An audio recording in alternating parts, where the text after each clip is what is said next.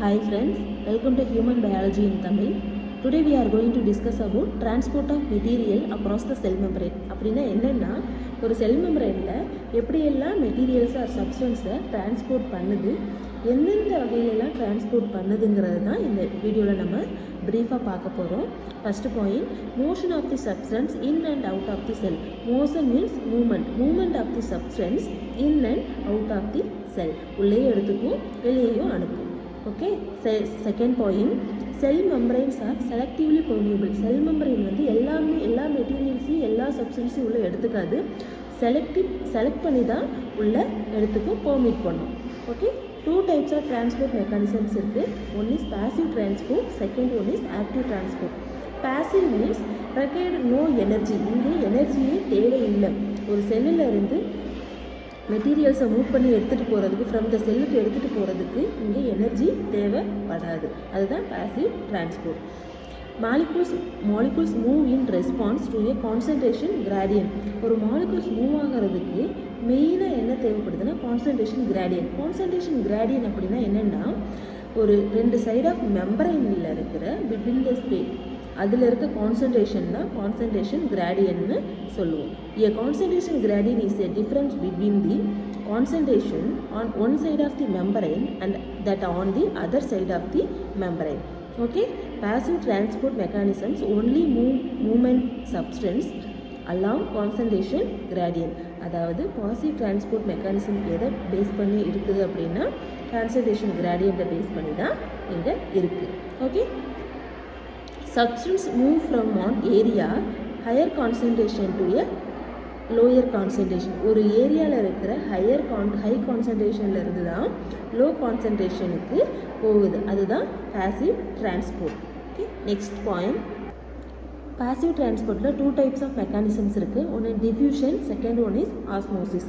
diffusionல் 2 types, one is simple diffusion, second one is facilitated diffusion.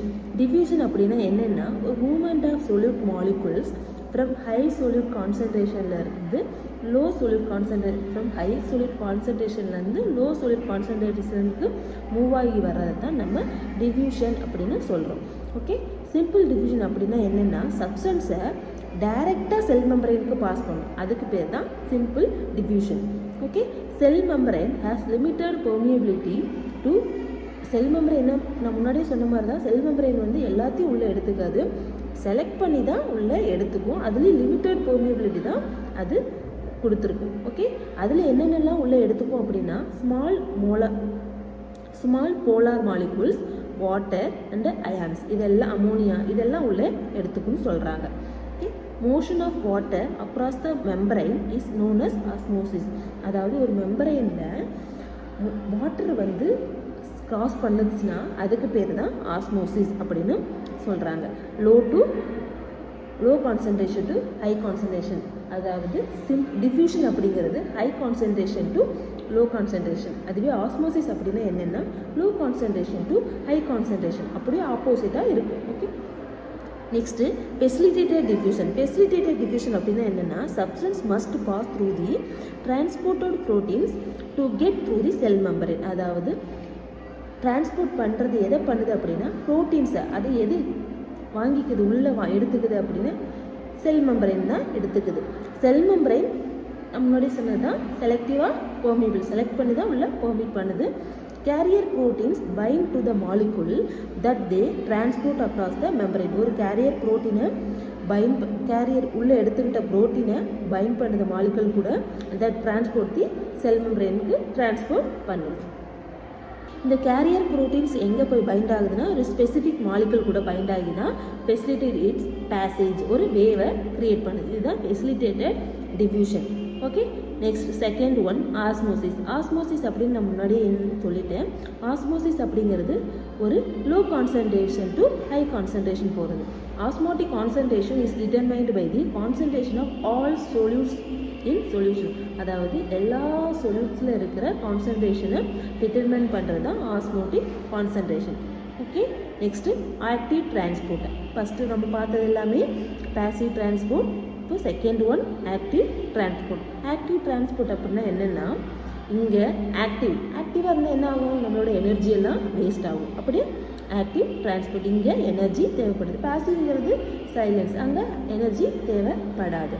இப்போ required energy ATP is used directly or indirectly to fuel active transport. அதாவது ATP வந்து இங்கே use ஆகுது, அதனால டைரக்டாகவும் இன்டைரக்டாகவும் fuel அதாவது எல்லாமே active டிரான்ஸ்போர்ட்டுக்கு help பண்ணுது. Okay, able to move substance against the concentration gradient from low to high concentration.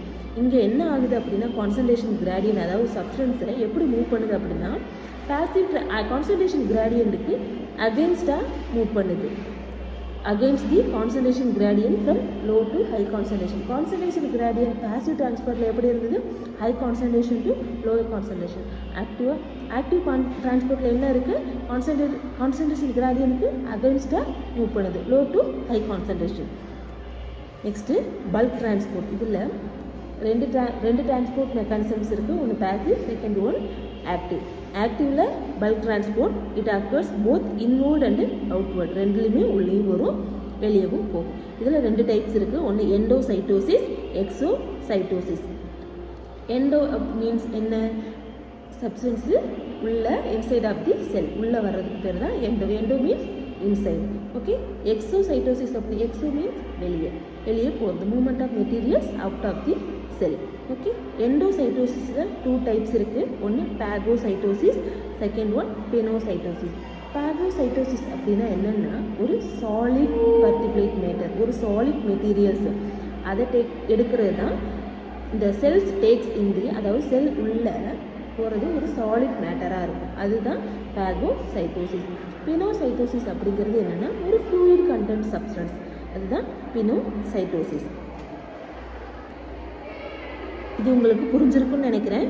இதுதான் transport of material across the cell membrane. இவ்வளவு தான் இதோட full brief notes. Okay, thank you.